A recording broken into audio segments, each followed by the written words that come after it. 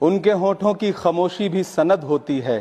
कुछ न कहने से भी छिन जाता है एजाज़े सुखन, जुल्म सहने से भी जालिम की मदद होती है।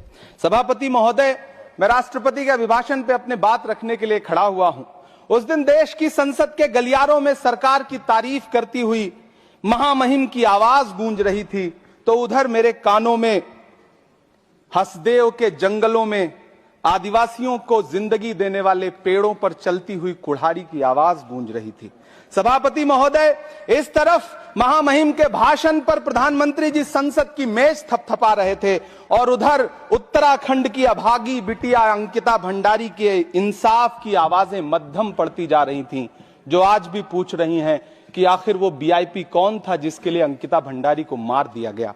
सभापति महोदय, इधर महामहिम सामाजिक न्याय की बात कर रही थीं और उधर उत्तराखंड के कोटद्वार में नफरती लोगों के खिलाफ एक बुजुर्ग को बचाने के लिए खड़ा हुआ दीपक, जो मोहब्बतों की रोशनी लेके खड़ा हुआ था, उसके खिलाफ कोटद्वार की पुलिस गंभीर धाराओं में एफआईआर दर्ज कर रही थी। और वो भी उस दिन हो रहा था जब उत्तराखंड के मुख्यमंत्री कोटद्वार में मौजूद थे। ये नया भारत है जहां दंगाइयों के खिलाफ एफआईआर नहीं होते, बल्कि अमन और मोहब्बत की बात करने वालों के खिलाफ एफआईआर दर्ज होता है। यह नया भारत है जहां असम का चीफ मिनिस्टर खुलेआम संवैधानिक प्रोटोकॉल तोड़कर कहता है कि मुसलमानों को इतना टॉर्चर करो कि वो राज्य छोड़ने पर मजबूर हो जाएं। वो कहता है कि अगर कोई मियां रिक्शा वाला 5 रुपए मांगो तो उसे 4 रुपए दो ताकि वो परेशान हो सके। ये नया भारत है जहां बरेली में खाली घर में नमाज पढ़ने पर पुलिस मुकदमा दर्ज करती है। ये नया भारत है जहां क्रिसमस की तैयारी करते हुए ईसाइयों पर सरकार मुकदमा दर्ज करती है।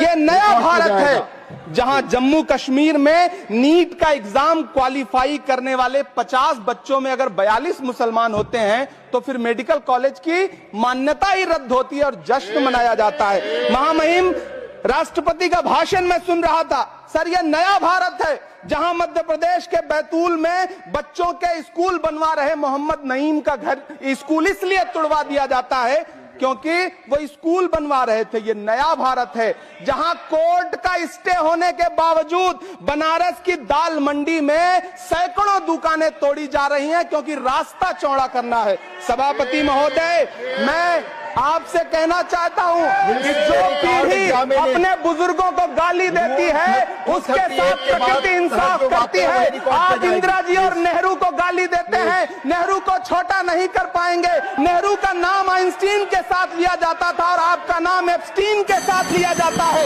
आपको ये बात समझनी पड़ेगी। सभापति महोदय, मुझे 1 मिनट बोलने दे, मुझे कंक्लूड करने दो।